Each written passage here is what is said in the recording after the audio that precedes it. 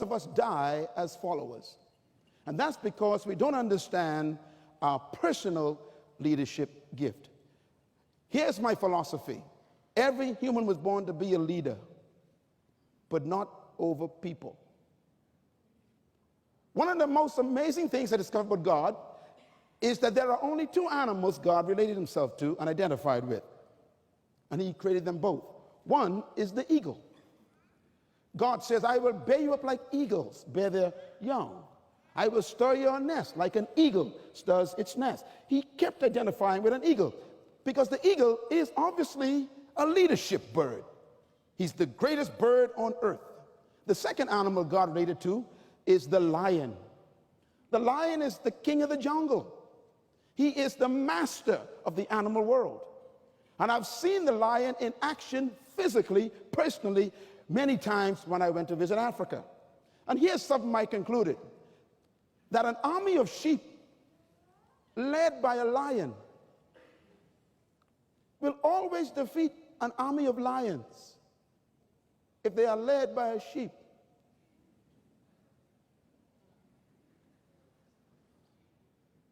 Let me repeat it, because you missed it. And that's my point. An army of sheep led by a lion will always defeat an army of lions if they are led by a sheep.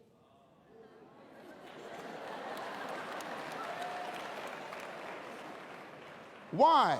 Because leadership determines the attitude of the followers. A true leader can transform cowards into warriors. Now here's the mystery about the lion. The lion is not the tallest animal in the jungle. He's not the strongest. He's not the biggest, the most powerful. He's not the most intelligent animal in the jungle. But yet the lion is the leader. Tell your neighbor there's hope for you. Listen to me. The lion destroys everything they taught you about leadership. You were taught in your culture that to be a leader, you got to be the most intelligent, the strongest, the most powerful, the biggest, the tallest. But the lion defies that. The elephant is 50 times larger than the elephant and 200 times more powerful than the lion. The elephant is stronger than the lion. The giraffe is 18 times taller than the lion. The wildebeest is 50 times bigger than the lion, and yet the lion eats them for lunch. What's the key to the lion's success? One word, write it down. Attitude. Everybody say attitude. What makes the lion a leader is not his size, his strength, his weight, his power, or intelligence. It's his attitude. And that's what changed me as an ORU student. I discovered something, that attitude comes from your belief. You begin to discover that your potential can achieve anything, and that belief produces confidence. What makes me bold to stand in the midst of the presidents of countries and to sit with Mr. Netanyahu, the Prime Minister of Israel, and give advice, to sit in the presence of great leaders and let them get advice from me, is because I have a conviction and an attitude that comes from a belief system that I discovered from God. The Bible says that a wise man is stronger than an army. In other words, I am convinced that the difference between a leader and a follower is not weight, size, intelligence, or power. It's simply attitude. And attitude is natural because attitude controls your behavior. It determines how you respond to life. It also can open doors for you or close them. Attitude is also what determines how you limit yourself. I have come to believe, young man, young woman, that nothing is impossible. I actually believe that. It's not a phrase or positive thinking to me. It is a reality from a discovery. I'm afraid of nothing. When the lion sees an elephant, power, strength, energy, weight, intelligence, the little lion looks at this massive monster and simply thinks one word. It's a simple word. Everybody say lunch. In other words, the lion doesn't see the power. He doesn't see the strength. He doesn't see the size. He doesn't see the intelligence. He sees what he thinks.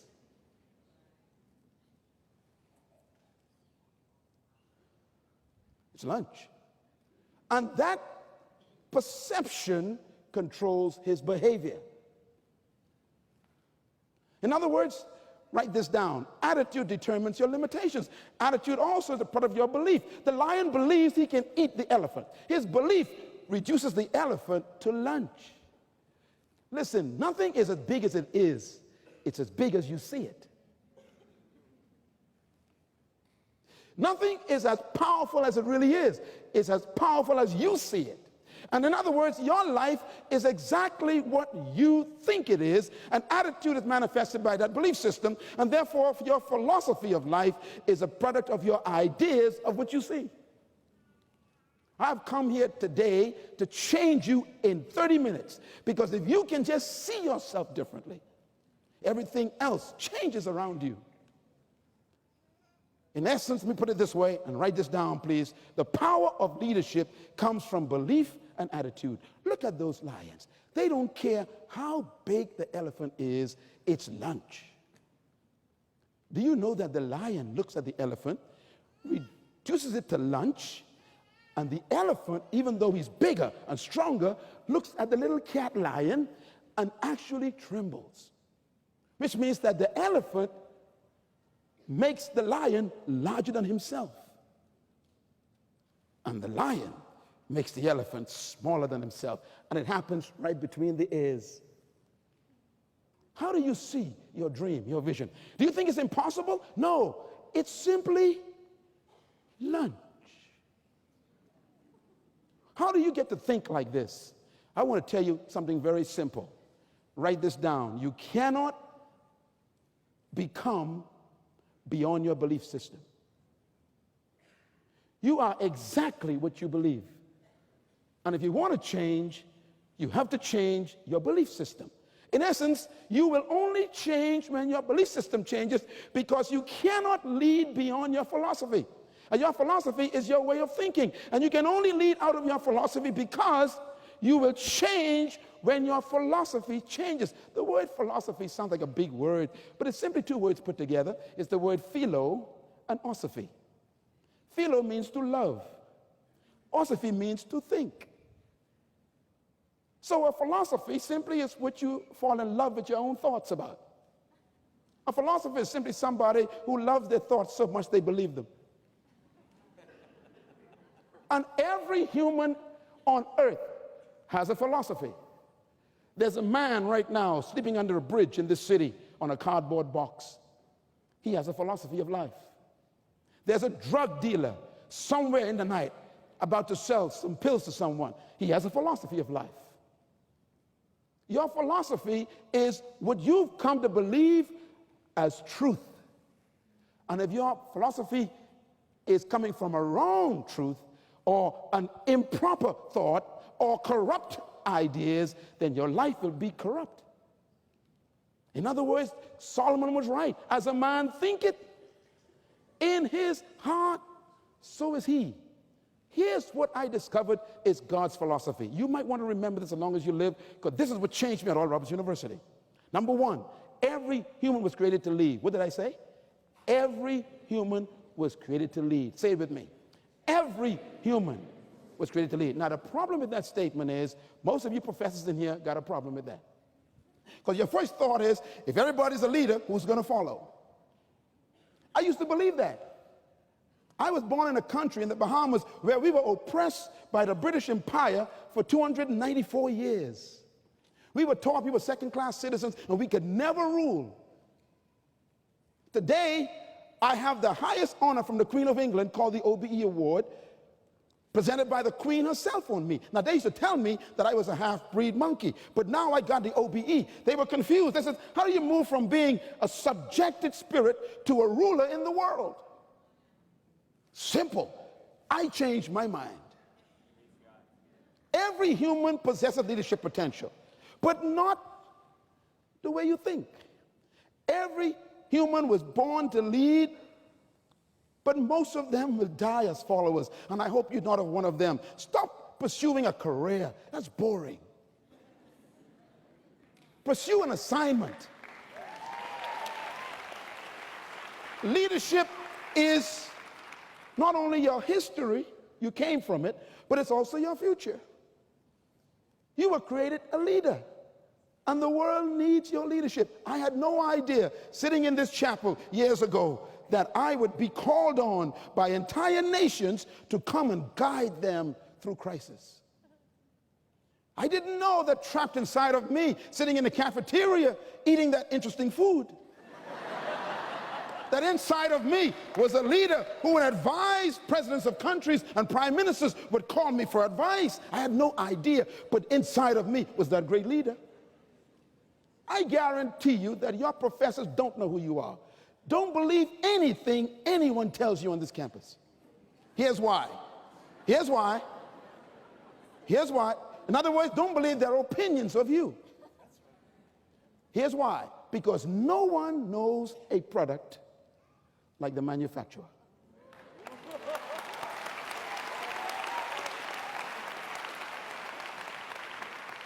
In other words, trapped inside of every follower is a hidden leader. And every human was created to lead and designed for it. In essence, leadership potential resides in everybody, and you were born to lead, but you must become a leader. And what I mean by that is, inside of a seed is a tree. Am I right? If I hold a mango seed in my hand, what am I holding? A mango tree. But not just a mango tree, because in the seed there's a tree, but the tree also has fruit. And the fruit on the tree and the seed also got seeds. And those seeds in the fruit on the tree in the seed also got trees and fruit. And those fruit got seeds with trees that have fruit that have seeds that have trees that have fruit with seeds with trees that have fruit that have seeds with trees that have fruit that have seeds with trees that have fruit. And those seeds got trees with fruit that have seeds with trees that have fruit. And those trees got seeds with fruit that have seeds that have trees that have fruit. What do I have in my hand? Not a seed, a forest.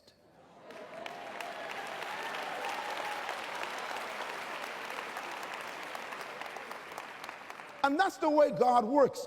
God never places your future ahead of you. Your future is not ahead of you. Stop telling people you are going to your future. God created everything with the future trapped in it.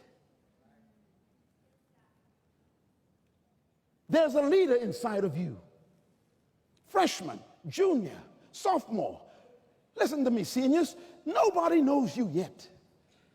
And you are carrying your future with you.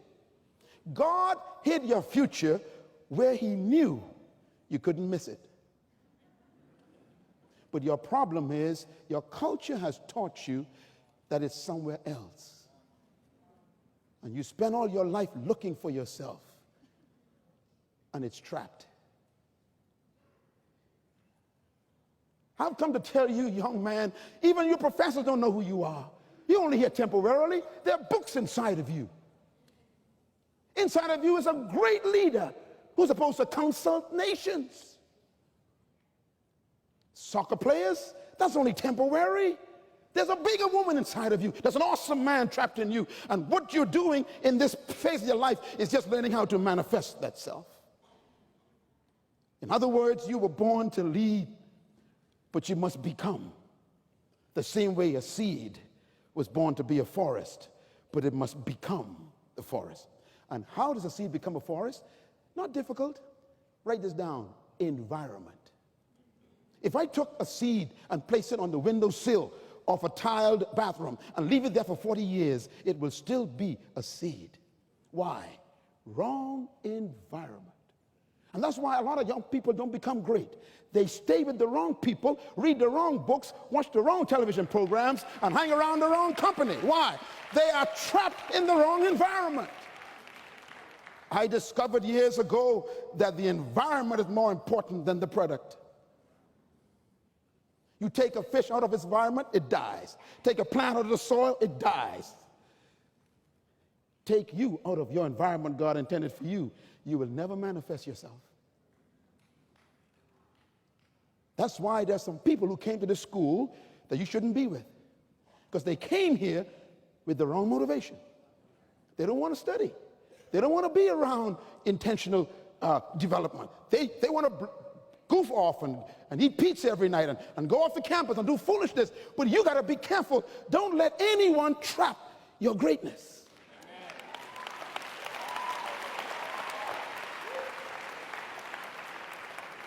Listen to me. The purpose for true leadership, therefore, is to help other people manifest themselves. That's why you are the president here. You are really a cultivator. And God has given you thousands of seeds, and he said, I want a forest.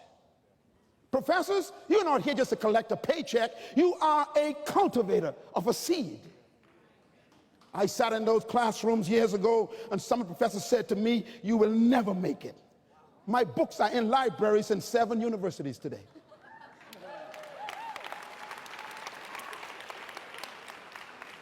In other words, you need to remember that your leadership gift is inside of you, because God's plan was never to have a kingdom ruled by a king, but rather a kingdom of kings.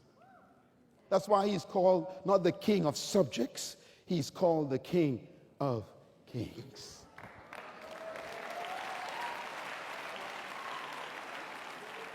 God's plan was corporate leadership. His plan was for you to become an organization of leaders, not an organization with a leader. Everyone here is a leader. Listen to me carefully, and I beg you, please. Listen. I am convinced that the philosophy of the world concerning leadership is wrong. And that's why I'm being invited by Fortune 500 companies to come in and change their psychology, to switch the paradigm. They read my books and they say, who is this man? We've never thought like this before. But I simply stole mine from Jesus. Here's what Jesus said about leadership. He said, if you want to be great, he says, you must learn to dominate, but not people. Listen to me. When God created you, here's what he said about you. Let them have dominion over fish, birds, cattle, and creeps. He never mentioned people, which means you were not created by God to be dominated by another human. You are not on the list. You are the dominator. That means that you were born to govern, to control, to lead, to manage. You were born to be in charge and to be the authority over the resources of earth. You were never created to dominate other people. That's why leaders who dominate people are manipulators. Never trust the person who wants to control you. God himself doesn't control people. That's why he allows you to sin. He gave you a free will. His desire is for you to be great, but he'll never impose it on you. In other words, and I close with this, man was not created to dominate mankind. That's why God hates racism. He hates segregation. He hates oppression. Why? Because oppression and racism and segregation is an attempt to control another human spirit and to put value on it. No one can value your ability. Tell your neighbor, you ain't seen nothing yet.